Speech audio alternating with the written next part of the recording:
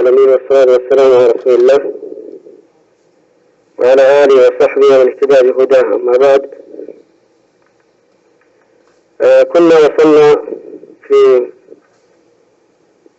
عمدة الأحكام إلى حديث أبي أيوب الأنصاري رضي الله عنه، وأخذناه وهو قول النبي عليه الصلاة والسلام: إذا أتيتم الغائط فلا تستقبلوا القبلة بغائط ولا بول ولا تستدبروها. يعني أن الشرع ينهى الإنسان أن إذا أراد أن يقضي حاجته أثناء البول الغائط لا يكون وجهه باتجاه القبلة ولا يكون ظهره مستدبر القبلة، فلا يكون الوجه مستقبل ولا الظهر مستقبل القبلة. قال: ولكن شرقوا أو غربوا، يعني معناه أن الإنسان إذا كان القبلة في جهة الجنوب أو جهة والاستدبار جهة الشمال فهو يشرق أو يغرب. يعني إذا أراد يقضي حاجته يتجه اتجاه الشرق أو اتجاه الغرب. أما إذا كان القبلة باتجاه الشرق مثل ما نحن الآن في جدة القبلة اتجاه الشرق، فلا يجوز أن نشرق ولا نغرب، لأن لو شرقنا استقبلنا القبلة ولو غربنا استدبرنا القبلة، فبالتالي بالنسبة لنا نتجه شمالا أو نتجه جنوبا. قال أبو أيوب: فقدمنا إلى آخر نحن نتكلم عن هذا الحديث. طيب، هل هذا النهي للتحريم أو للكراهة؟ الحديث الذي بعده يوضح لنا هذا. عن عبد الله بن عمر رضي الله تبارك وتعالى عنه وعن أبيه أنه قال: رقيت يوما على بيت حفصة. رقيت يعني معناه صعدت، رقيت يعني صعدت. يوما على بيت حفصة. حفصة هي أخته وهي زوج النبي عليه الصلاة والسلام أم المؤمنين رضي الله عنها، فصعد هو على بيت أخته لحاجة له، فحانت منه التفاتة، يعني نظر بغير تقصد منه، فرأى النبي صلى الله عليه وسلم جالس في الكنيف يقضي حاجته.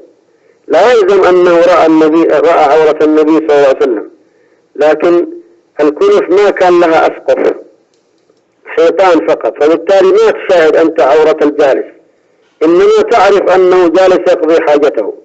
مثل الإنسان الذي تراه في البر تعرف أنه جالس يقضي حاجته، لكن لا تشاهد عورته لأنه ساتر نفسه، فلا تشاهد عورته، لكن أنت تشاهد إلى أي جهة هو متجه. فرأى النبي صلى الله عليه وسلم يقضي حاجته.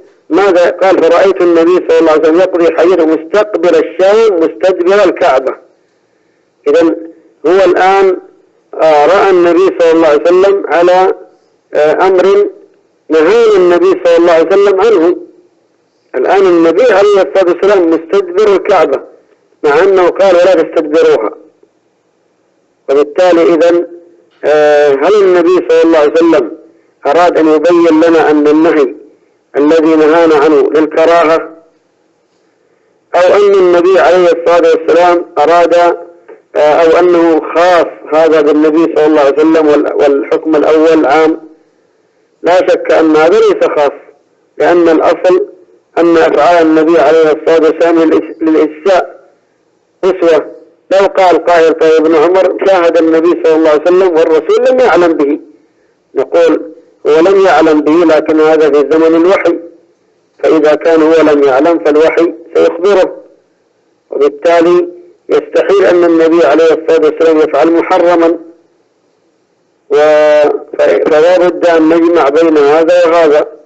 ننظر إلى راوي الحديث وهو ابن عمر، فهم من هذا أنه يجوز قضاء الحاجة مستقبل القبلة أو مستدبرها في البنيان، وأما خارج البنيان فمنهي عنه.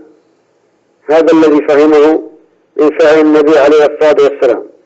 أما الحديث السابق فأبو أيوب رضي الله عنه ما فهم هذا، فهم أن هذا عام، ولذلك يقول: فقدمنا الشام فوجدنا مراحيض قد بنيت، مع أنه داخل البنيان، إلا أنه كان يقول: فننحرف عنه ونستغفر الله عز وجل. وبالتالي إذن ابن عمر رضي الله عنه يرى أن هذا الحديث يعني الأول المراد به الفضاء الصحراء، أما داخل البنيان فإنه يجوز ذلك.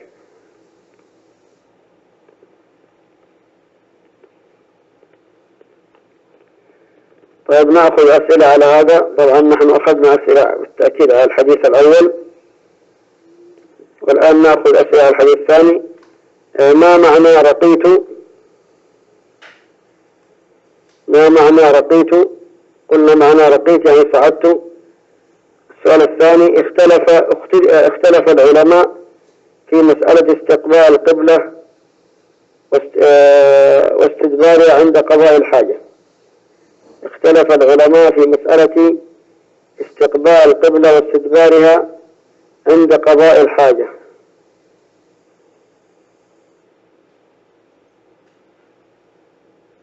فاذكري ذلك مع الدليل. فاذكري مع الدليل. الجواب نقول من العلماء من ذهب إلى أنه لا يجوز استقبال القبلة ولا استدبارها مطلقا، لا في البنيان ولا في غيره، واستدلوا بحديث أبي أيوب الأنصاري. طبعا أنا قلت لكم أن المنهج المقرر عليكم أن تحفظوا الأحاديث، ولكن قلت لكم أنا إذا قلت لكم أين أذكر الدليل تحفظوا الحديث، ولا أطالبكم براوي الحديث إنما بنص الحديث، وبالتالي الأحاديث تحفظ، خصوصا إذا كان كما قلنا إذا كان قلت لك في السؤال اذكر الدليل فإنها تحفظ، إذا لم أذكر لك المهم الأسئلة التي أمليها عليكم، فإذا طلب منك الدليل معنى ذلك تحفظ الحديث، وإلا فالأصل هذا المقصود من هذا المنهج هو أن تحفظوا أنتم أحاديث هذا الكتاب. فإذا هذا القول الأول أنه لا يجوز لا في البنيان ولا في خارج البنيان استقبال القبلة ولا استدبار البول ولا غائط، لا يجوز. الدليل حديث أي أيوب تذكرونه. ومن العلماء من ذهب إلى أنه يجوز في البنيان ولا يجوز في الفضاء، جمعا بين هذا الحديث وحديث ابن عمر، وتذكروا حديث ابن عمر. فإذا أحسن أوجه الجمع بين هذين الحديثين هو أن نحمل حديث ابن عمر على البنيان، ونحمل حديث أبي أيوب الأنصاري أنه مطلق في خارج البنيان. طيب يأتي الإشكال أن راوي الحديث ما فهم هذا، نقول لهم هو فهم العموم، وجاء ما يدل على التخصيص من حديث ابن عمر، ومن علم حج على من لم يعلم. ننتقل الحديث الذي يليه.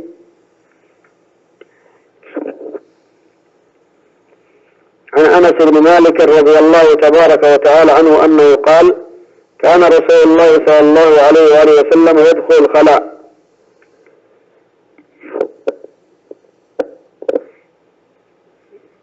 الخلاء طبعا المراد يعني أنه يذهب عليه الصلاة والسلام لقضاء حاجته، فيدخل الخلاء يعني يحدد المكان الذي سيقضي، وليس المراد يدخل يعني بيت الخلاء يعني مكان مبني في المنازل، لا، المقصود هو يخرج خارج المنزل في الفضاء، فإذا حدد مكانا مناسبا لقضاء حاجته جلس فيه عليه الصلاة والسلام. قال: يدخل الخلاء فأحمل أنا وغلام نحوي إداوة من ماء وعنزة فيستنجي بالماء. يعني انظروا، أنس رضي الله عنه يخدم النبي عليه الصلاة والسلام، فيحمل له كذلك يحمل ماء ويحمل عنزة، وغلام نحوي يعني كذلك هناك غلام آخر ينافس أنس رضي الله عنه في خدمة النبي عليه الصلاة والسلام، حرصا منهم على الأجر والمثوبة. والنبي صلى الله عليه وسلم ليس عنده أولاد ذكور، إنما عنده أولاد إناث، بنات إناث فقط.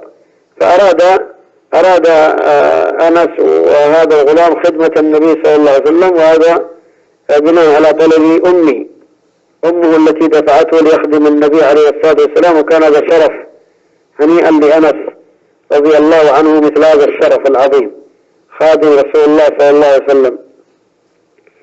يقول: فأحمل أنا وغلام نحوي إداوة من ماء، يعني إداوة معناها إناء صغير فيه ماء وعنزة. العنزة بالفتح، عنزة هي عصا صغيرة، رمح صغير.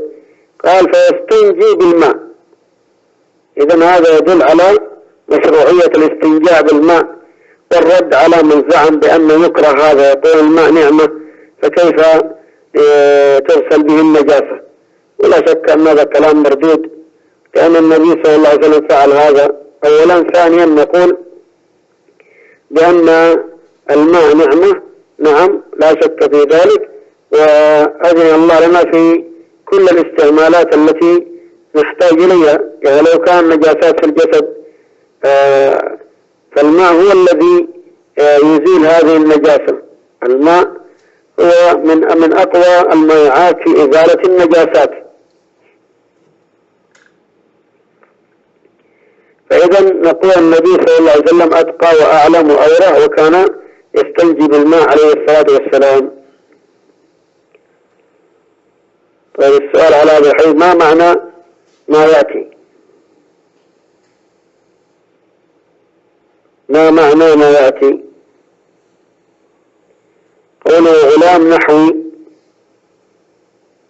قوله إداوة، عنزة، هذه الكلمات الثلاث ما معنى؟ غلام نحوي، إداوة، عنزة.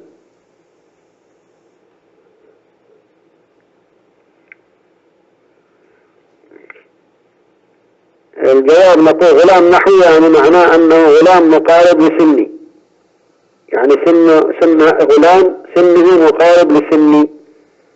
إداوة هي الإناء الصغير من الجلد، إداوة الإناء الصغير من الجلد. وعنزة هي الرمح القصير.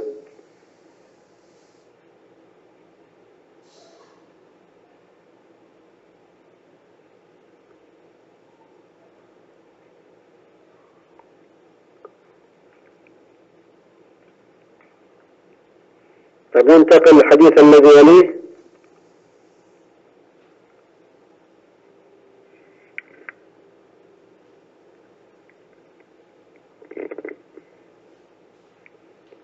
عن أبي قتادة الحارث بن الربعي الأنصاري رضي الله تبارك وتعالى عنه أن النبي صلى الله عليه وآله وسلم قال: لا يمسكن أحدكم ذكره بيمينه وهو يبول، ولا يتمسح من الخلاء بيمينه، ولا يتنفس في الإناء.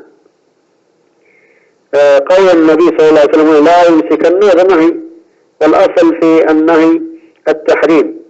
لا يمسكن أحدكم ذكره بيمينه، هذا الحكم واضح أنه للرجال، لأن هذا إنما هو للرجال. طيب لا يمسكن أحدكم ذكره بيمينه، هل هذا مطلق؟ يعني النبي صلى الله عليه وسلم ينهى الرجل أن يمسك ذكره بيمينه مطلقا، أو أن هذا فقط في حال البول، لأنه قال وهو يبول؟ فهل هذا يدل على تحريم مسك الذكر باليمين في أثناء البول فقط، ولا يحرم مطلقا ومنه حال البول؟ خلاف بين العلماء، والصحيح أن نقول أن النهي إنما هو في حال البول فقط، إنما هو في حال البول فقط، لأن النبي صلى الله عليه وسلم جاء بهذا القيد. لا إذا بال يقول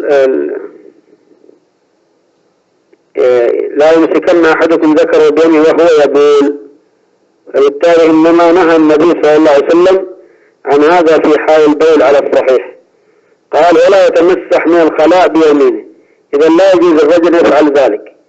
طيب والمرأة نقول نفس القضية، لا يصح للمرأة أن تمسك فرجها بيمينها، لا يصح لها ذلك، اليمين تنزع عن هذا، ولذلك الإنسان يتمسح من الخلاء بيساره لا بيمينه. قال ولا يتمسح من الخلاء بيمينه، يعني لا يتمسح من الخلاء، لا سواء كان رجل أو مرأة ما يتمسح إلا باليمين، ولا يتنفس في الإناء، يعني في أثناء الشرب لا يتنفس في الإناء. إذا هنا بالنسبة للرجل في حال بول لا يمسك بيمينه. وأما المرأة فكما قلنا هي لا تحتاج إلى أن يعني الرجل يحتاج إلى أثناء البول حتى لا ينتشر البول، فإنه في هذه الحالة يحتاج إلى مسكه بيده، فلا يمسك بيده اليمنى إنما يمسك بيده اليسرى. ولكن بالنسبة للمرأة لا تحتاج لذلك، لا يدخل في الأول. لكن موضوع التمسح من البول والغائط هذا يشترك فيه الرجال والنساء، ولا يتمسح من الخلاء بيمينه. فالمرأة لا يجوز أن تمسك فرجها بيمينها من أجل التمسح والتنظيف، وإنما تستخدم اليسار. هذا أدب من الآداب. طيب استخدام اليمين في التمسح لا يجوز، حرمه النبي صلى الله عليه وسلم. ولا يتنفس في الإناء، هذا الكراهة، هذا الكراهة، يكره الإنسان أن يتنفس في الإناء، وإنما عليه أن يشرب، ثم إذا تنفس يبعد الإناء عن فمه ويأخذ نفس ثم يرجع يشرب، يكمل شربه بعد ذلك. طيب السؤال: ما حكم التمسح من الخلاء باليمين مع ذكر الدليل؟ ما حكم التمسح من الخلاء باليمين مع ذكر الدليل؟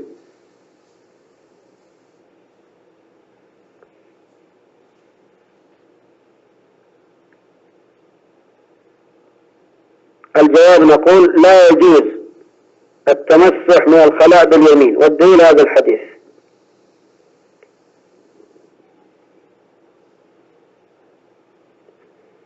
السؤال الثاني: ما حكم مسك الرجل ذكره بيمينه؟ ما حكم مسك الرجل أو ما حكم مسك الرجل ذكره بيمينه؟ الجواب نقول إن كان هذا في حال البول فلا يجوز، إن كان هذا في حال البول فلا يجوز، أما إن كان في غير حال البول فجائز على الصحيح. نقول على الصحيح إن كان هذا في حال البول فلا يجوز، أما إن كان في غير حال البول فيجوز. السؤال الثالث: ما حكم التنفس في الإناء عند الشراب وما الدليل؟ ما حكم التنفس في الإناء عند الشراب؟ ما حكم التنفس في الإناء عند الشراب وما الدليل؟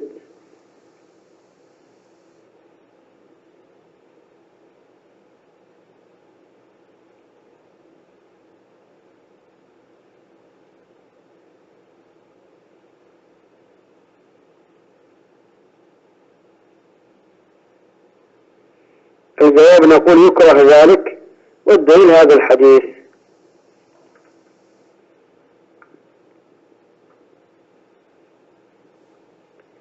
طيب الإنسان ماذا يفعل إذا أراد يستنجي؟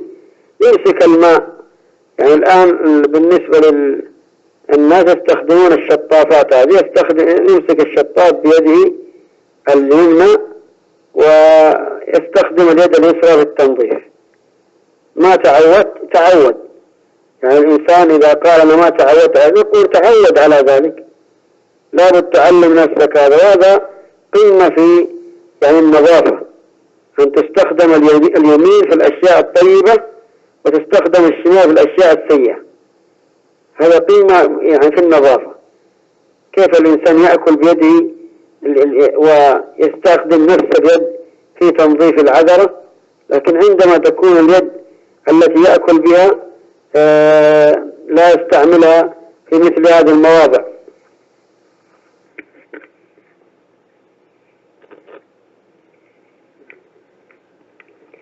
لا شك أن هذا أعظم نظافة، حتى تروا كيف أن الإسلام يدعونا إلى النظافة ويحثنا عليها ويعلمنا إياها. ولو أن الناس يعني درسوا هذا الأمر لوجدوا فعلا أن فيه خير كثير. وبالتأكيد أن الأشخاص الذين يستخدمون اليسار في أثناء قضاء الحاجة لا بد أن يصيبهم شيء بسبب ذلك، خصوصا أن كثير من الناس قد يقضي حاجته ويتمسح بيمينه، ثم كثير منهم قد لا يده جيدا، فتبقى بقايا من الأوساخ بين أظفاره، وربما يعني تأثر بسبب ذلك في أثناء طعامه وشرابه. ولذلك عندما يحافظ الإنسان على الأحكام الشرعية سيكون في هذا خير له وخير للآخرين.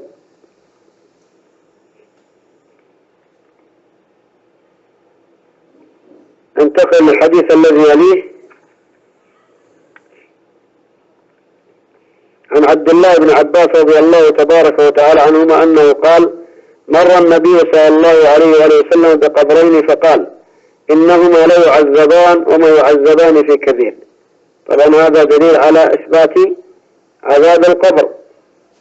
إنهما لا يعذبان، أين يعذبان؟ في القبر، فهذا يدل على ثبوت عذاب القبر، وأن الذي ينكره في الحقيقة جاحد للقرآن والسنة، لأنه قد ثبت في القرآن هذا الأمر: النار يعرضون عليها غدوا وعشيا ويوم تقوم الساعة أدخلوا آل فرعون أشد العذاب.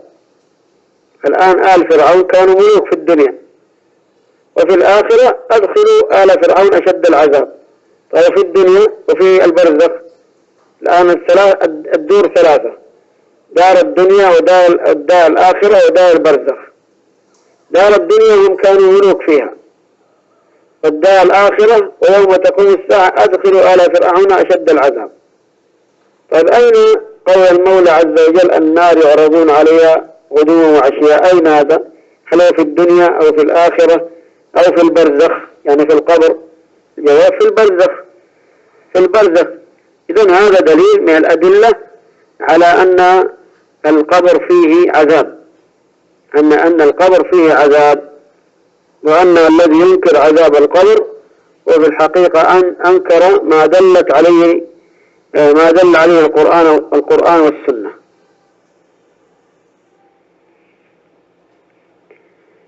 قال: إنهما لا يعذبان وما يعذبان في كبير، يعني لا يعذبان في شيء صعب على الإنسان فعله، كبير لا يستطيع الإنسان فعله أبدا، يعذبان في شيء سهل جدا وهو كبير عند الله عز وجل، ولذلك يعذبان بسببه. هو كبير عند الله وإن كان وسهل على الإنسان فعله، ولكن بعض الناس والعياذ بالله غير موفق. إنهما لا يعذبان وما يعذبان في كبير. وفي رواية قال: أما إنهما لكبير. طبعا أما إنه لكبير، طبعا يعني ليس كبير على الإنسان أن يفعله، وهو كبير عند الله عز وجل خطأه وجرمه. قال: أما أحدهما فكان لا يستتر من البول. إذن هذا دليل على أن عدم الاستنزاه من البول والنظافة منه أن هذا من أسباب عذاب القبر. يعني بعض الناس والعياذ بالله من تساهلهم في هذه القضايا ربما قضى حاجته ولبس مباشرة دون أن يمسح، دون أن يغسل ولا حتى يمسح.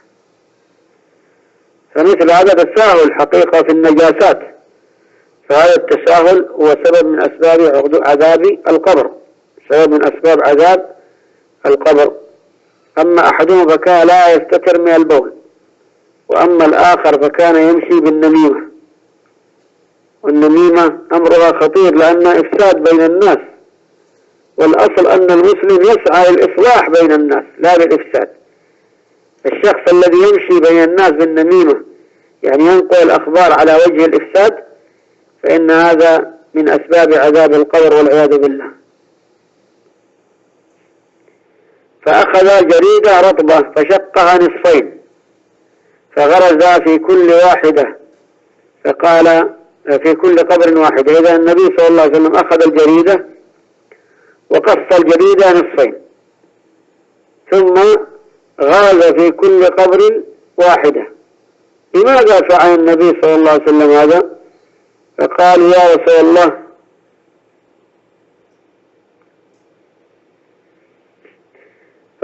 رسول الله، لما فعلت هذا؟ يسألونه عن السبب. قال: لعله يخصص عنهما ما لم ييبسا، لعله يخصص عنهما ما لم ييبسا. وبهذا نعلم أن هذه القضية شفاعة من النبي صلى الله عليه وسلم. يعني ليس هذا مشروع كل ما دفنا ميت نغرس جريدة على قبره، لا، لأن الصحابة لم يفعلوا ذلك ولا فعله النبي صلى الله عليه وسلم إلا مع هذين فقط. فكان هذا شفاعة من النبي عليه الصلاة والسلام في التخفيف. وقول لعله يخفف عنهما ما لم ييبس، هذا دليل على أنهما كانا مسلمين، على أن هذين القبرين كان أصحابهما مسلمين. فالقول الذي يقول بأن أصحاب القبرين كانوا كفارا هذا لا يصح، لأن الكافر لا يجوز النبي صلى الله عليه وسلم أن يدعو لهم ولا أن يتشفع فيهم. والله يقول عن الكافرين فما لهم من شافعين، فالله نفى عنهم الشفاعة لأنهم لا يستحقوا ذلك. إذن هنا هذه بشفاعة النبي عليه الصلاة والسلام، فلا يشرع غرز الجرائد على القبور. والجريدة هي التي تؤخذ من النخل. الجريد هو الذي يؤخذ من النخل. النخل لو لاحظتم كيف جريد ثم فيه على جوانب السعف، فإذا أزلنا السعف من جوانب هذا الخشب هذا القوي يسمى جريد.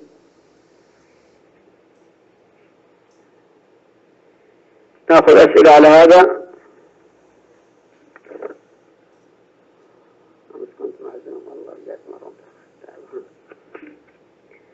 ما حكم الاستتار والاستنزاه من البول وما الدليل؟ ما حكم الاستتار والاستنزاه من البول وما الدليل؟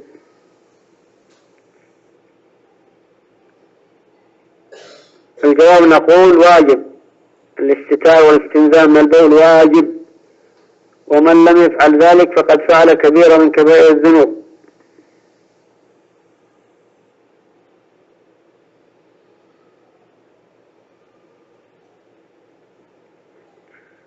نقول واجب، ومن لم يفعل ذلك فقد فعل كبيرة من كبائر الذنوب. والدليل هذا الحديث. السؤال الثاني: ما هي النميمة وما حكمها وما الدليل؟ ما هي النميمة وما حكمها وما الدليل؟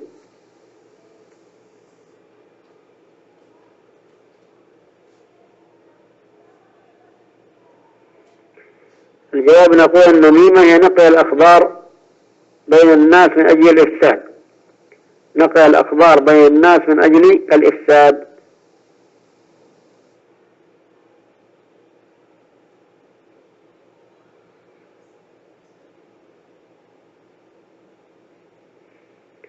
وحكمها حرام وهي من كبائر الذنوب، والدليل هذا الحديث. طيب، السؤال الذي يليه: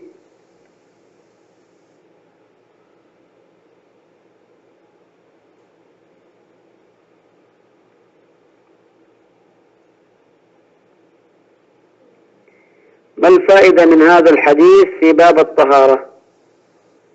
ما الفائدة من هذا الحديث في باب الطهارة؟ الجواب نقول فيه دليل على وجوب الاستتار عند قضاء الحاجة. فيه دليل على وجوب الاستتار عند قضاء الحاجة، وعلى وجوب التنزه من البول.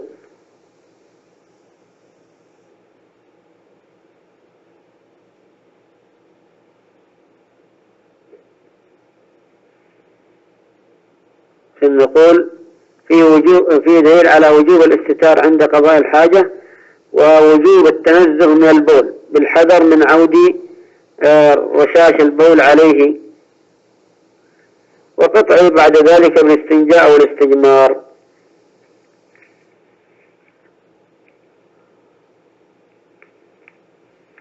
ننتقل بعد ذلك الحديث الذي يليه: عن أبي هريرة رضي الله تبارك وتعالى عنه عن النبي صلى الله عليه وسلم أنه قال لولا أن أشق على أمتي.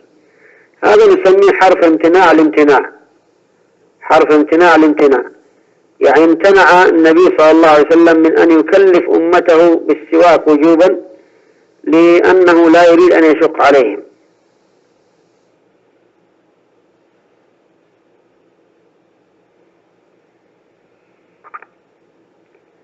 فلولا أن أشق على أمتي، يعني النبي صلى الله عليه وسلم إذن حريص على أمتي كما وصفه الله عز وجل بالمؤمنين رؤوف رحيم، حريص على أمتي ولا يريد أن يشق عليهم. لكن النبي عليه الصلاة والسلام يعلم ما في السواك من الفوائد العظيمة، ولذلك حث على هذا مع كل وضوء عند كل صلاة. فلو أن إنسان يسوق أسنانه على أقل الأحوال 5 مرات كلما توضأ أو 3 مرات كلما توضأ مثلا، فإنه يكفيه ذلك إن شاء الله. وانظروا الآن إلى أسنان كثير من الأطفال الآن، بل كبار السن. انظروا كبار السن، أتكلم على كبار يعني الشباب.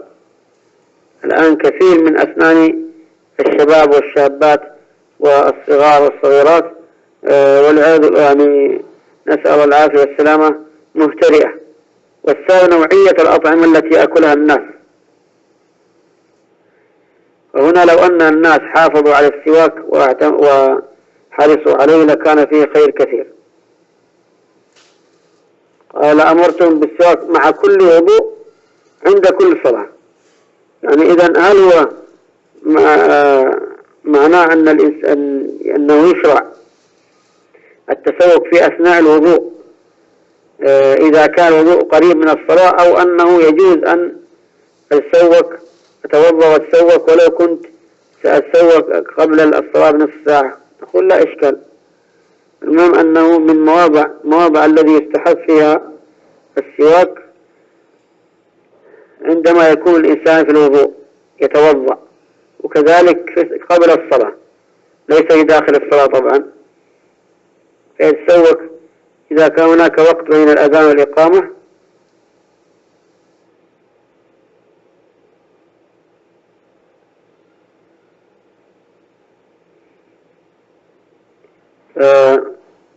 هذه المواضع من المواضع التي يستحب فيها السواك، من المواضع التي يستحب فيها السواك، وهي السواك عند الوضوء ويكون عند المضمضة. لما يصل الإنسان للمضمضة يضع الماء في فمه يتمضمض ويتسوق ويكمل وضوءه. قال عن حذيفة بن اليمان رضي الله تبارك وتعالى عنه قال كان رسول الله صلى الله عليه وسلم إذا قام من الليل يشوص فاه بالسواك. إذن هذا كذلك من الأوقات التي يستحب فيها السواك ويتأكد. وإذا قام الإنسان من النوم سواء يعني في الليل أو في النهار، لأن النوم يغير رائحة الفم، وبالتالي كلما تغير رائحة الفم ينبغي الإنسان يتسوق من أجل أن لا تظهر منه روائح كريهة. نأخذ يشوص فاه، يشوص يعني يدلك، وفاه يعني فمه، يدلك فمه بالسواك. هذا السؤال على هذين الحديثين، هذا الحديث الذي قبله: ما حكم السواك وما الدليل؟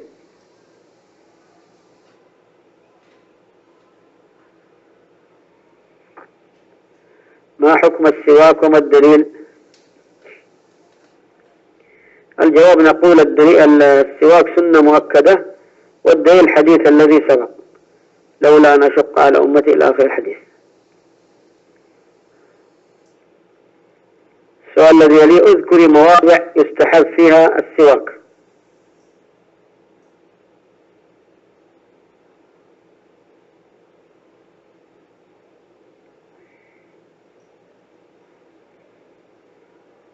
نقول السواك سنة مؤكدة، والدليل الحديث: لولا أن أشق على أمتي لأمرتهم بالسواك مع كل وضوء عند كل صلاة. طب اذكري مواضع يستحب فيها السواك مع الدليل. قلنا عند الوضوء وعند الصلاة يعني قبل أن يكبر تكبيرة الإحرام يتسوق ثم يكبر. والدليل هذا الحديث أيضا كذلك نفس الحديث. وكذلك أيضا يستحب السواك إذا قام من النوم، والدليل حديث حذيفة بن اليمان.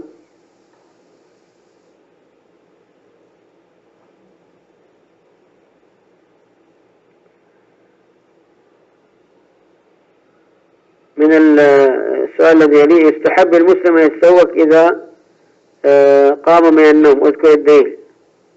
يستحب المسلم أن يتسوق إذا قام من النوم، اذكر الدليل. الحديث حذيفة.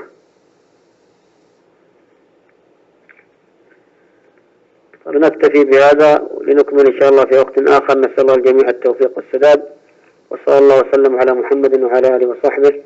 جزاكم الله خير، بارك فيكم، والسلام عليكم ورحمة الله وبركاته.